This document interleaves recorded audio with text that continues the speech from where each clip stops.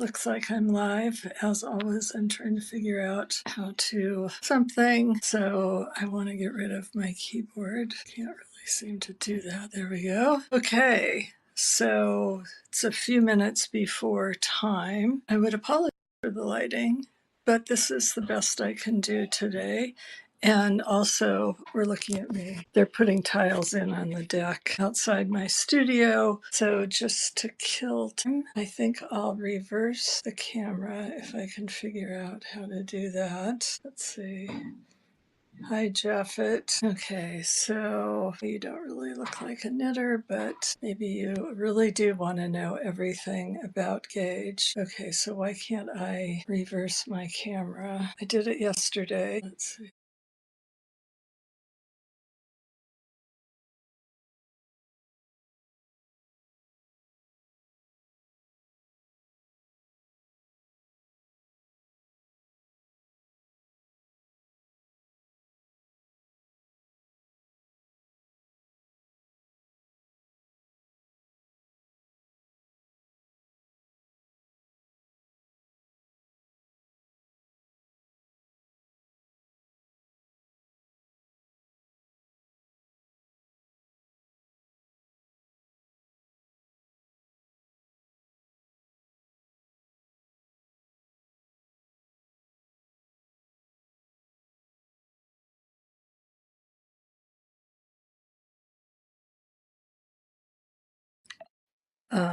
Yeah, thank you. Not be on the internet, but it's probably not that. So this is going to give me a technology challenge here. Okay, so we're going to do this. I'm going to put my camera in my tripod, and right now I have it facing out or facing towards me. Um,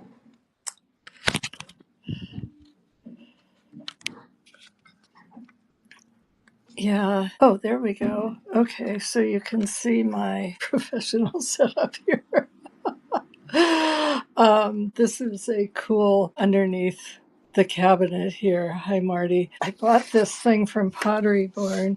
It was like for preteens to hang their paraphernalia in their bedroom. And I actually had it in my office in San Francisco, and I understand that the video is not working really well. So this may be an entirely spoken performance. So anyhow, I have all my ephemera hanging there.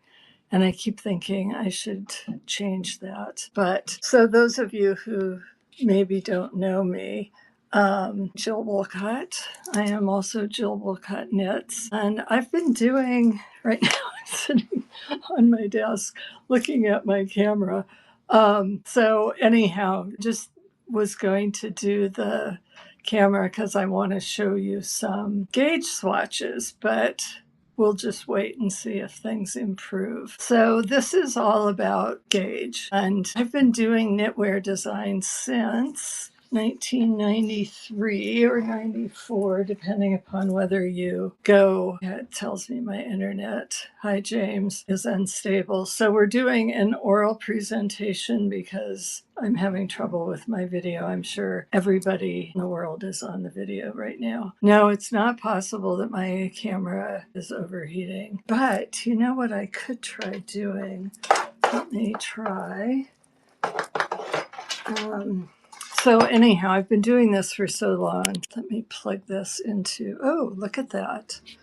That may help. I just plugged the phone into my computer, which I was doing this on my phone so I could show you my lovely slides and show you samples, but we'll just, okay, James, I don't know who you are, but I'm going to have to block you. Thank you very much for showing up. You can leave anytime. It seems like there's been a proliferation of creepy guys on Substack lately. So I started doing this in 1993 or 1994. And is that live now? It immediately became apparent to me that gauge is everything. And I admit that I love to make gauge swatches, so I'm probably unique in that way. But I think that people just don't know how valuable a swatch can be. So I did my first presentation on gauge in 2001, which was when I started teaching. And it was called Getting Good Gauge. So my title page is what is good gauge? And have an answer. Good gauge is matching your gauge in pattern to that specified by the designer, creating the same fabric, look, weight, density, and texture. So that is all well and good, but what if you can't get the same thing? And the designer has specified the gauge because that's the only way it's possible to write a pattern that can be reproduced. And as we all know, in all likelihood, you may not use the same yarn, you may not use the same needles, you may not have the same knitting style, and then we all have individual tensioning differences. So I happen to be continental knitter. I always tell people, hi Marty, good for you, Marty. She still has gauge swatches from a class she took from me. So let's see, then I interrupted my thought. Oh, I knit continental style. I am very loose. I do not wrap my little finger, so the yarn is flowing through my hands pretty easily. And I'm not tense about my knitting, so it just doesn't bother me. And I will be quite honest, I'm almost always watching TV and often reading subtitles. But gauge, what I consider the importance of gauge is, I don't know whether this is going to change. So it seems to be like kind of taking snapshots. So I can read what this says. Okay, so we have blocked gauge. Oh, there we go. An unblocked gauge. So this piece that I am hanging up right now, let's see, that's backwards. Let's get the right side. Okay, so this piece here has been blocked and this piece here has not. So you can really kind of see the difference. This is 100% wool. It was dyed using organic dye. And so this is what happens when I had it on my needles and when I took it off, there you go. It was really much more sloppy, like, because I am a relaxed knitter. It's just like whatever comes off the needles. And then over here, you can see how much prettier it looks, but it has a little less stitch definition it had here. It's still there, but I just call this crunchy looking. And these markers are where I've marked for gauge, for taking gauge. So I do what I say here in my handout is unblock gauge is what exists as you create the fabric on your needles. It may look slightly unfinished, have a lot of texture, and even be a bit unkempt in appearance. And then in red letters, I say, this is not what your knitting will look like after it's washed. So this is your final draft. This is after you've fixed the spacing and everything. Okay, so blocked is your final fabric. This is what you're going to get after you block your knitted project. So should be reproducible, although I understand some people do have troubles. But I will almost always say that it's operator error when there's hi Debbie, I'm having to like turn around and look at my camera. It's almost always operator error. So it's really important how you take gauge. And I have this really big piece. This proves how much I like making swatches because I made 3 swatches, big swatches. So this one is done in a single ply, the one on the big one. We'll just call it the big one. And it's using yarn that's a single ply, bulky yarn. So when I'm doing exploratory gauge swatch, I always do some garter, then some stockinette, some seeds, some 1x1, and then I eventually went into 4 different stitch patterns.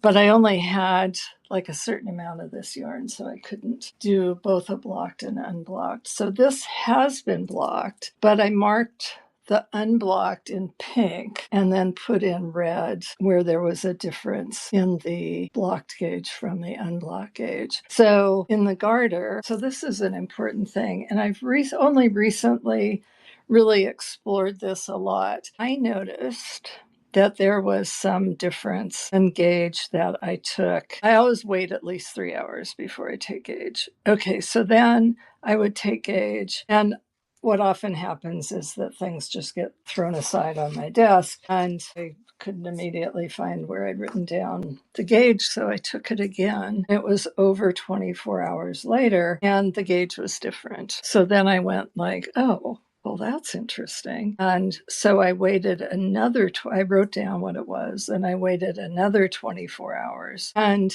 depending upon the stitch pattern, there was sometimes some minor deviation between 24 and 48 hours. I actually also did it at 12. So I had gauge after 3 hours, and that's after I've steam blocked it, 12 hours after I steam blocked it, 24 hours after I steam blocked it, and 48 hours. And there was a difference. So let's see what my next slide says. I recommend that you throw things aside and don't take your gauge right away. So not only is our gauge individual to us, but individual to stitch pattern. And it still rankles me that designers will give you like the gauge in stockinette, which is probably what they took off the ball band.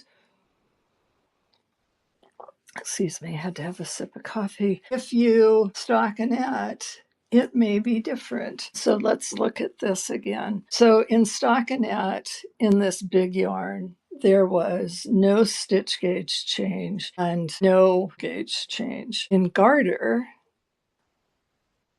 the stitch count changed. There were more stitches per 4 inches. In seed stitch, it stayed the same both in rows and stitches. And in 1 by 1 rib, not surprisingly, the row gauge changed.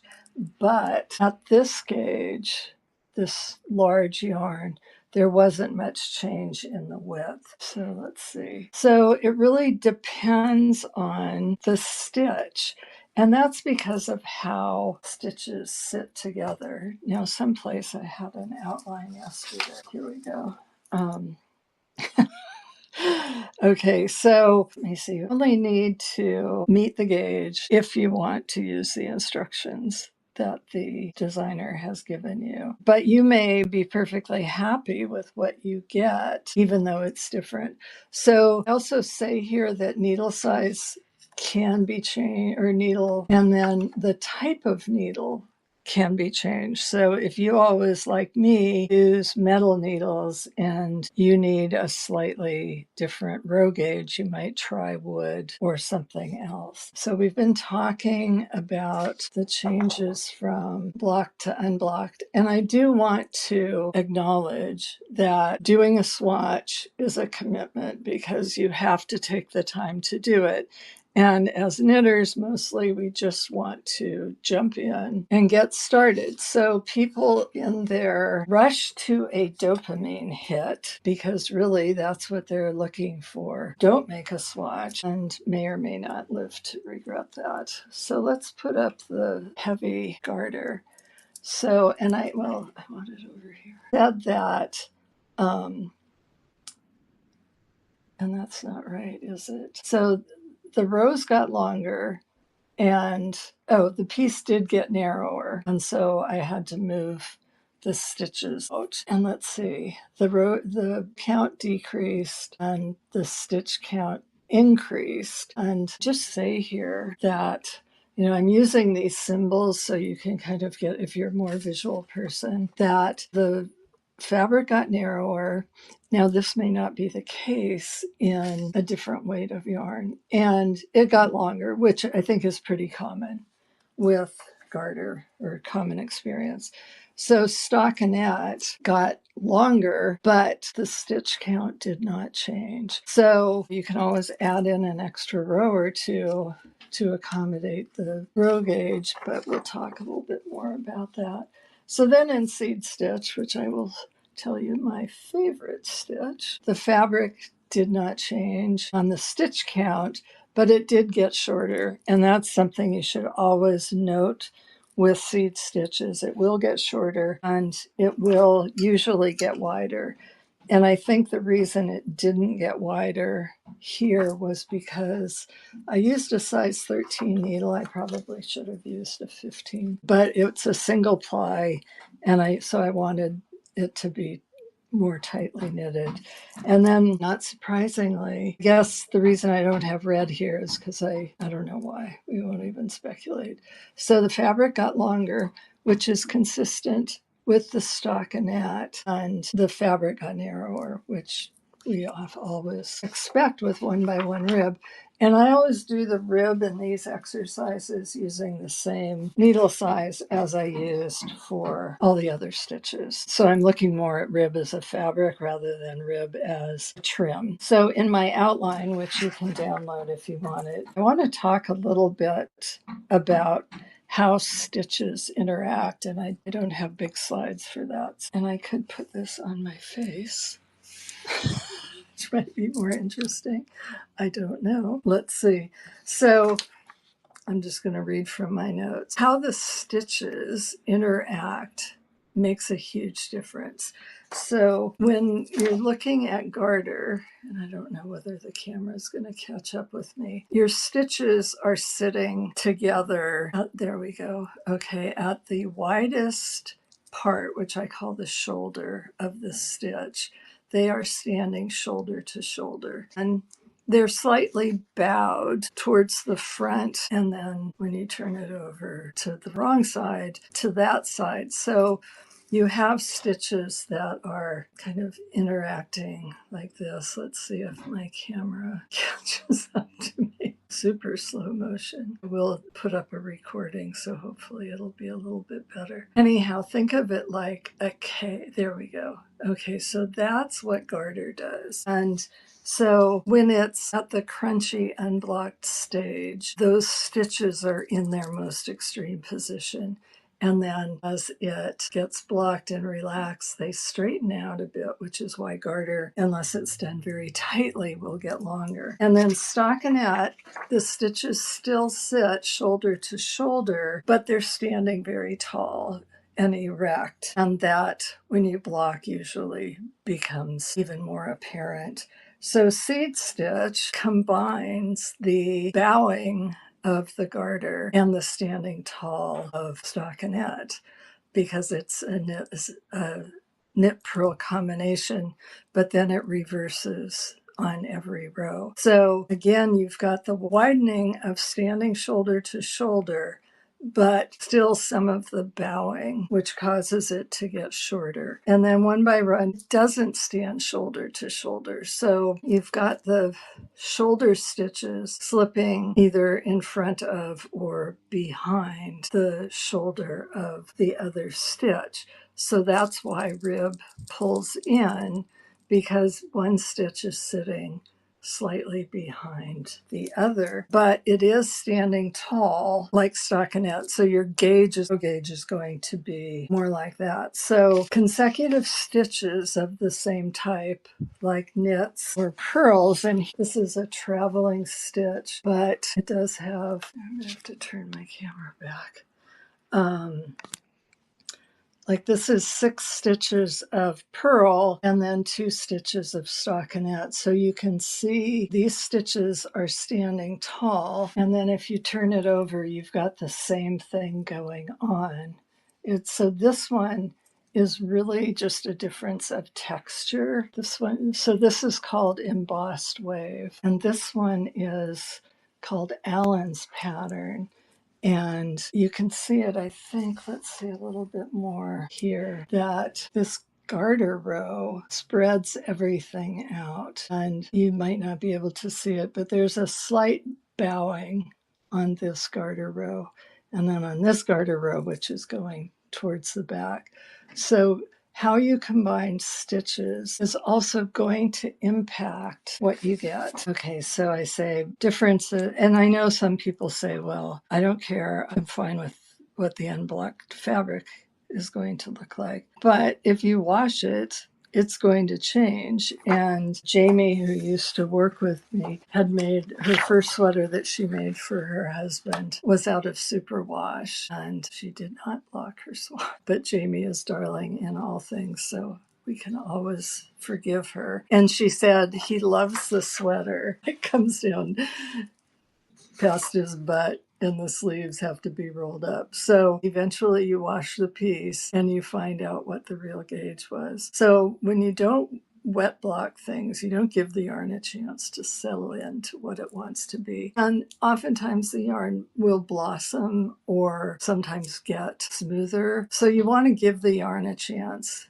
to be its best possible self, and you want to be thinking about what your final piece is. So one of the things like makes me crazy, people will say, so do I measure row on the needle? And I'm like, no, you don't measure while it's on the needles, period. And if you have to take your gauge right then unblocked, you should at least take the stitches off onto a piece of waste yarn or onto a stitch holder, because that needle is distorting. Don't move it down to the cable. Take it off. And early on in my professional knitting career, it was probably in 1993, I went to a TKGA class on how to write a pattern. And the women behind me had, of course, bought yarn in the marketplace and were literally doing a 1-inch swatch and saying, oh, well, I've got 4 stitches to the edge. And I think I did finally turn around and say,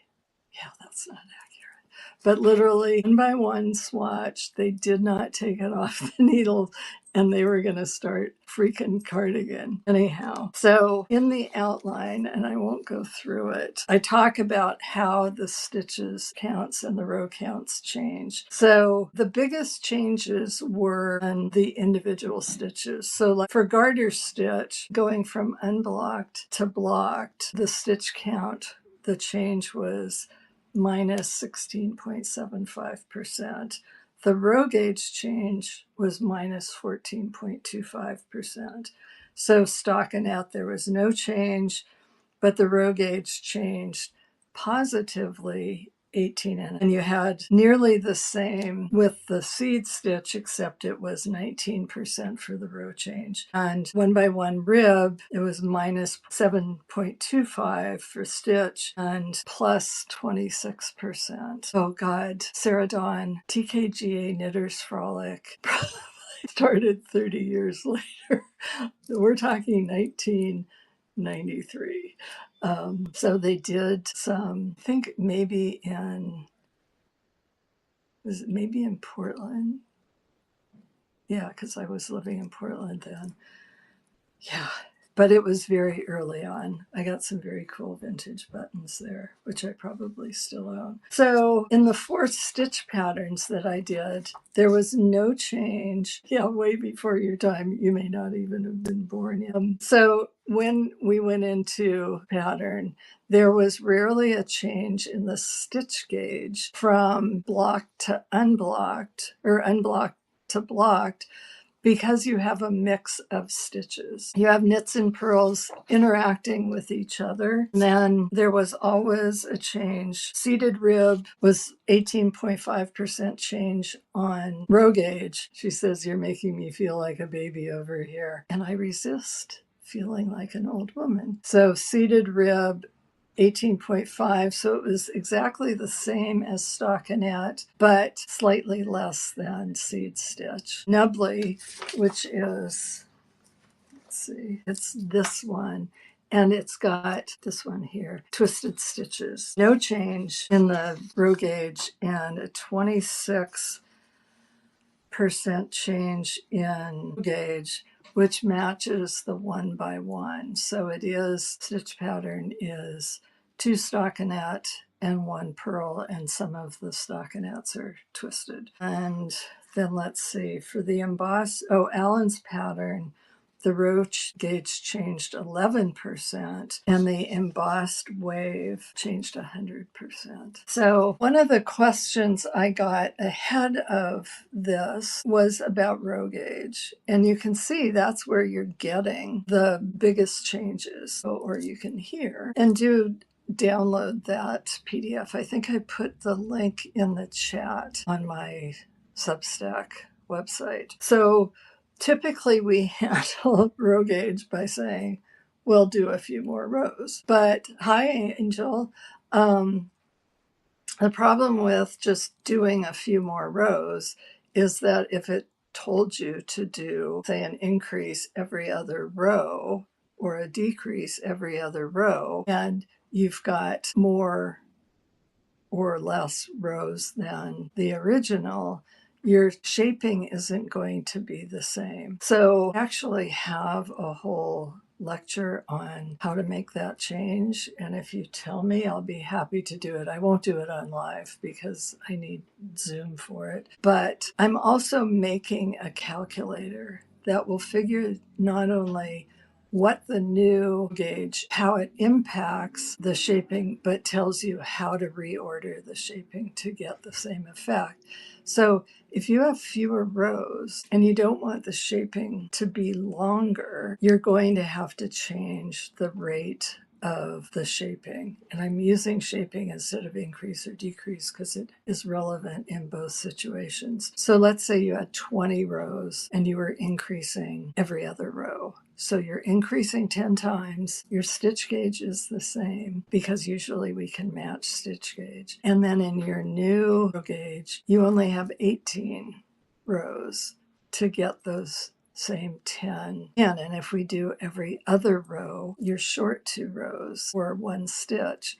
So you might have to do a double decrease, or, and this is something I never do, but you can do increase on row 1, increase on row 2, increase on row 3, and then do every other row. And the reason I don't do that is because it distorts the fabric. And I also don't do an SK2P or a knit 3 together or an SSSK because, again, it really distorts the fabric and that may not be the result that you really want. So if I do a double decrease, I will do like SSK. If I really need to make sure that there is no distortion, I will do SSK, knit 1, SSK. And it just gives the stitches a chance to be a little bit more relaxed. One of the example that I'm working on in creating the workbook or the calculator, I have to change it to a lot more double decreases. And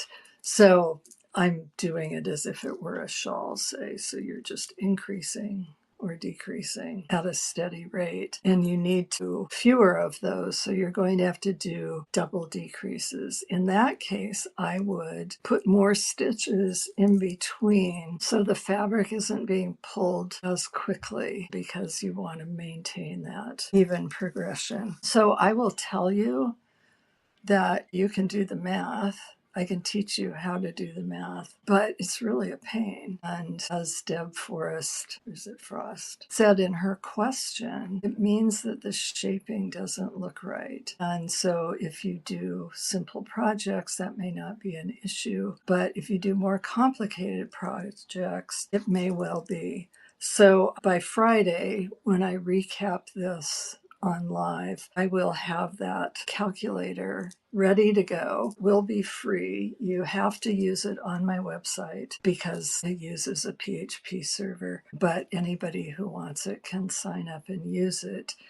And please let me know if you want me to do a session on how to do these calculations and maybe how to set up a spreadsheet for that. And for any of you listening who are designers, I am happy to help you. You're more than welcome to use my calculator to help you with the math. So, what if you don't get gauge? So the first option is you love your fabric, you're happy, you're just going to do the math. Second, is try a different yarn. Fiber does make a difference. I'm writing an article now for Ply magazine that'll come out I think in the fall, on how fiber impacts different stitches. And you can also try using a different needle.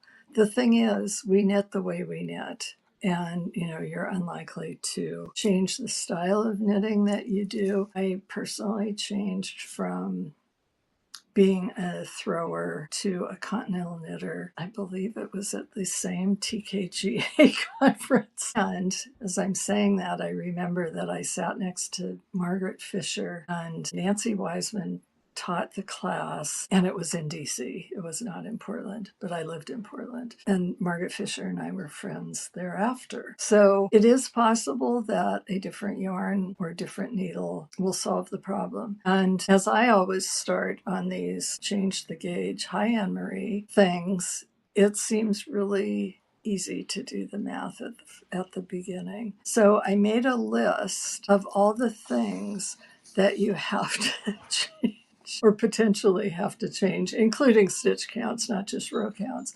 And there are 23 items that require changing if you're doing like a full-on garment. I always find these little things that I think are interesting that, like, we never say, I as the knitter, or that my sample knitter knits in this style.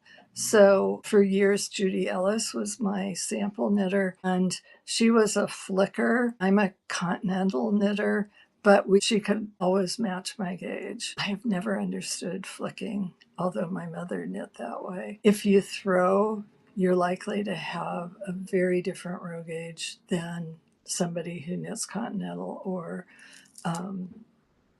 flicks. And I know there are other methods. I don't know anything about Portuguese knitting. I do want to learn how to do that before I'm done. So if anybody has something that they want to throw up, I'm happy to answer it. I'm sorry about how crappy the video is. I'm going to blame Mitch. I'm sure so we think the style of knitting that you favor tends to be what you learned at the beginning. I never understood. So your row gauge won't change much between knits and purls because they are, in fact, the reverse of each other. That's when you change more combination stitch patterns. And my row gauge is very consistent across the same type of knitting, same stitch gauge, but I still always do a gauge swatch, and I often run numbers early on because I'm impatient. Yeah, so continental is not the same as backwards knitting. I personally, when I use backwards knitting, get the same row gauge. Not everyone does. When I learned how to backwards knit, so it's easier to throw backwards knitting, but I decided that I was going to continue to hold my yarn in continental in my left hand because I didn't want to change. And to me, that was the whole point of backwards knitting, was not to go into holding my yarn in a whole different way. Yeah, so the difference in the round and flat is because you almost always have a slightly different tension on your purl stitches, and especially if you're a continental knitter. So I always recommend doing an in the round swatch. That's like a whole nother thing. I don't have any swatches nearby, so I can't show you, but you do it like I-cord.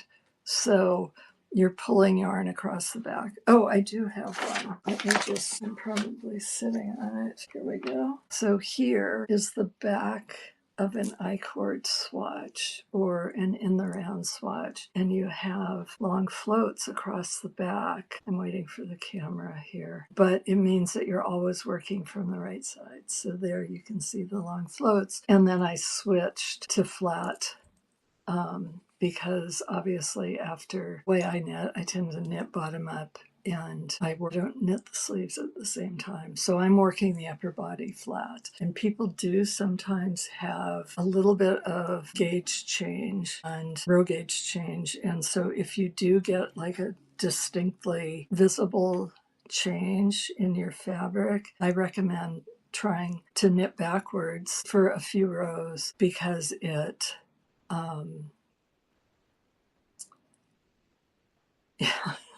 yeah. So, and we all know what we know and don't know what we don't know. So I follow a woman called Anna Lori LeConf, and she's a neuroscientist, and she wrote an excellent newsletter recently, and it's called The Illusion of Competence. So it's that you kind of know something, but you don't realize until you start to write it down, or in your case, Sarah Dawn, see differences that people experience. And you just assume that what you know is A, all you need to know, and B, the whole picture, but we rarely know everything. So probably didn't start doing I-cord swatches until about 10 years ago.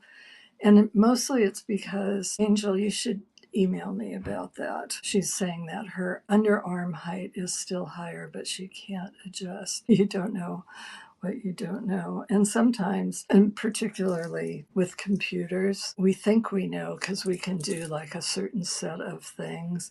But then when you try and explain it to somebody else, you realize that it's just muscle memory. You have like no idea what you're actually doing. And so I started writing everything down to try and figure out what I don't know. And let's just say it's huge. But I do know a lot about knitting.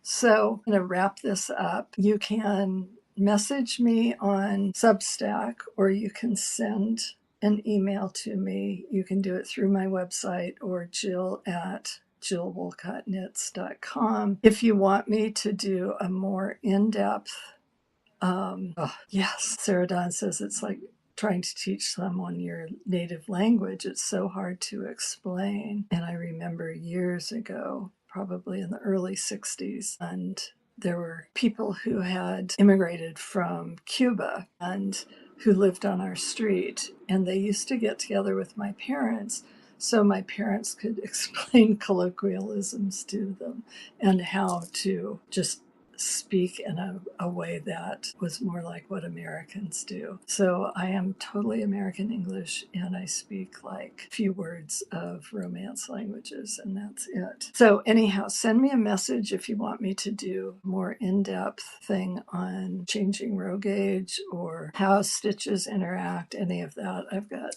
like a massive amount of slides. I'll put this up.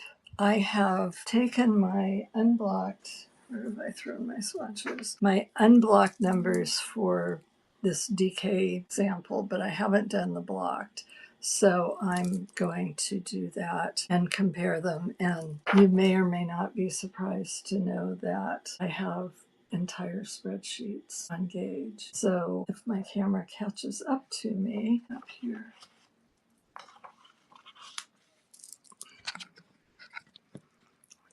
so this is how I figure out the percentages and the stitch gauge based on the measured inches. Oh, that was something I thought I should speak to. So here I've marked out my blocked gauges, and I did this one on the wrong side. I have this binder clip here to tell me that the measured width and the measured height are different. And so I need to use the actual numbers. It's all Excel. Yeah. And if you're interested, just email me. I'm pretty pleased with it. And I make it so that it's all interactive. And so all you just plug in the red numbers. And normally I convert centimeters from inches, but I'm typing in the centimeters so that somebody who doesn't work with inches can make the change. So stitches and then rows. And then I have all the information and I can compare the original. Yeah, so Sarah Dawn, if you're interested in the spreadsheet, I did it. I always do it in Excel, but I think it would work in Google Sheets or something else because it doesn't use anything really complicated. So I think I will sign off. Let me know if you want more. I'm working on a lot more calculators and things for customizing something to your size. But my husband is quite ill and I don't have as much time to work as I usually do. So my slow pace has become almost glacial, but I do get up and work every day. So thank you so much for coming. And I will put up the video. I'm not sure that the video itself is going to be any better, but you can get the recording. You can get my outline. I think it's in the chat on Substack. I'll put the link up with the video, and maybe I'll put up a link to this spreadsheet so anyone who wants it can download it. So thank you so much. Bye.